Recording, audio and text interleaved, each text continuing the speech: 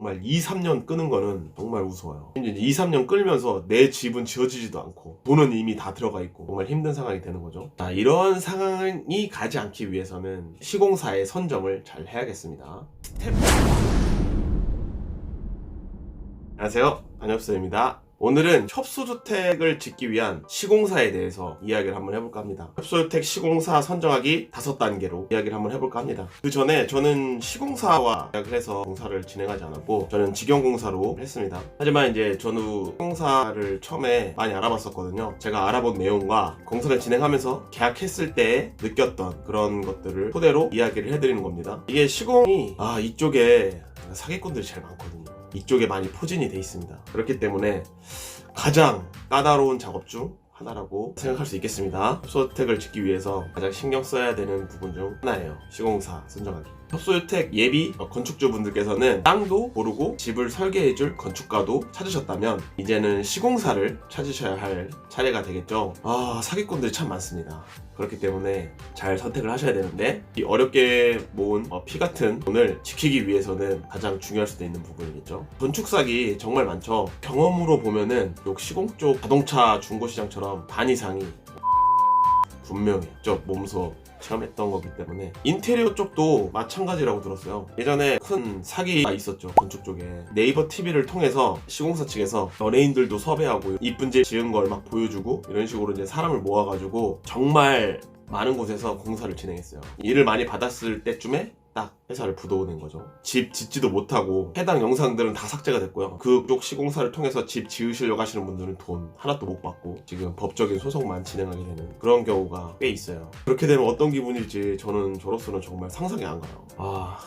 저 같은 경우는 그런 일을 다행히 겪진 않았지만 그런 경우가 정말 많다고 이야기를 많이 들었어요. 저도 이제 사례도 많이 보고. 그래서 이제 여러분들도 이러한 일을 겪지 않기 위해서는 준비를 잘 하셔야 되기 때문에 건축법에서는 시공사에 대한 제한이 그렇게 까다롭지가 않아요. 굳이 이제 자격을 두는 곳은 연면적이 200평이 넘는 공동주택을 짓거나 정말 큰 전원주택을 짓거나 이러한 경우 아니고서는 제한이 거의 없어요. 그렇기 때문에 이쪽에 사기꾼들이 들끓는 겁니다. 자격이 꽤 느슨하니까 좀 큰 뭉칫돈을 가지고 오는 사람들이 많이 있으니까 새끼들을 어떻게 걸러내야 될까요? 이게 사실 쉽지가 않은 게 이런 이제 전 재산을 털어서 집 한 채 짓는 이런 건축주분들은 힘없고 이런 분들은 보통 계약서를 쓸 때 갑은 분명히 건축주인 나고 을은 분명히 시공사인 저쪽인데 계약서를 딱 쓰자마자 갑을이 바뀌어요. 내가 을이 되고 시공사가 갑이 돼요.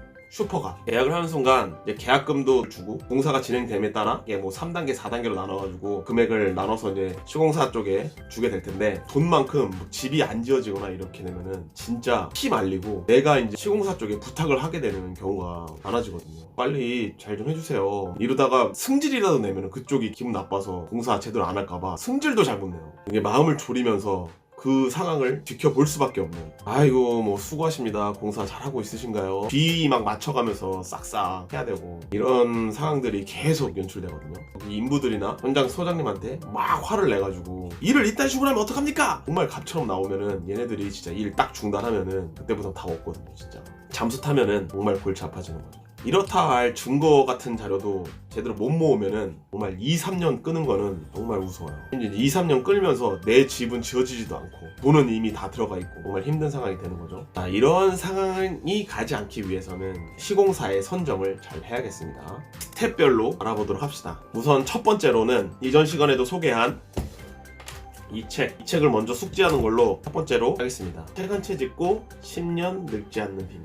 이 책을 먼저 숙지를 한다. 달달 외운다. 집에 돈이 많거나 가족 중에 변호사, 검사, 경찰 이런 식의 범죄를 충분히 예방할 수 있는 그런 힘을 갖추고 있다면 안 봐도 되겠죠. 기업에서 사옥을 짓는다 이러면은 당연히 그쪽이 슈퍼갑이기 때문에 거기는 전담 변호사도 있을 거고 자문해주는 많은 전문가들이 있을 거예요. 하지만 우리는 그렇지가 않잖아요. 그렇기 때문에 그렇지 않다면 이 책을 숙지를 한다. 이게 첫 번째입니다. 아파트나 빌라에서 쭉 사실 생각이라면 굳이 안 보셔도 되고요. 두 번째, 건축가분을 선택을 하셨다면은 건축가분께서 그동안 일해왔던 시공사라든지 아니면은 알아본 시공사 중에 좋은 곳을 건축주분에게, 예비 건축주분에게 소개를 해줄 거예요. 그 건축주분이 마음에 들어 하면은 건축가분께서 쪽에 의뢰를 합니다. 견적을. 그러면 이제 견적을 받아볼 수가 있거든요. 저도 직접 알아봐서 이 시공사의 견적도 받아보고 싶다 해가지고 저 같은 경우도 한두 군데 추천을 해가지고 받을 수가 있죠. 이렇게 해서 3-4군데 정도 견적을 받습니다.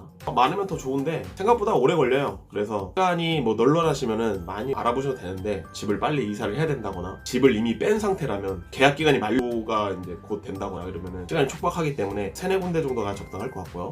그렇게 해서 시공사의 견적을 이제 받으면 되겠습니다. 이제 견적서를 받았다면은 건축가분께서 거기에 나온 설계대로 견적이 나왔는지, 뭐 스펙은 줄이지 않았는지, 총 공사비가 얼마인지, 뭐 이런 것들을 이제 확인하시면서 이제 고민을 하시면 되겠습니다. 건축가분께서 추천도 해주시고 소개도 해주시겠지만 결국에는 본인이 선택하는 거잖아요. 그렇기 때문에 신중을 하셔야겠습니다. 이제 견적을 받은 시공사 중에 만약에 이제 협소주택을 지어본 시공사가 있다면 그런 방향으로도 생각해 보시는 것도 좋을 것 같네요. 그리고 이제 세 번째, 이 시공사에 대한 확인하는 절차가 필요할 것 같아요. 저 같은 경우는 견적을 받고 나서 이런 확인 작업을 했거든요. 시공사에서 이제 견적을 보내면 여러 가지 항목들이 있지만 먼저 그 시공사의 이름을 먼저 확인을 해보고 바로 이곳에서 확인을 한번 해보면 됩니다. 대한건설협회라고 검색창에서 대한건축협회로 이곳이고요. 이곳에서 들어가셔서 이곳에서 많은 메뉴가 있는데 어디에서 확인을 하셔야 되냐면 여기 보셔야 될 거는 자금 사정이 어떤지 이런 것들은 뭐 이렇게 자세하게 나와 있습니다. 이제 막 갓 결혼해서 으쌰으쌰 해서 열심히 살려고 하는 그런 소리를 옆에서 다 듣고 보고도 사기치려고 마음을 먹은 그런 인간들을 저는 욕을 하는 겁니다. 아주 나쁘다.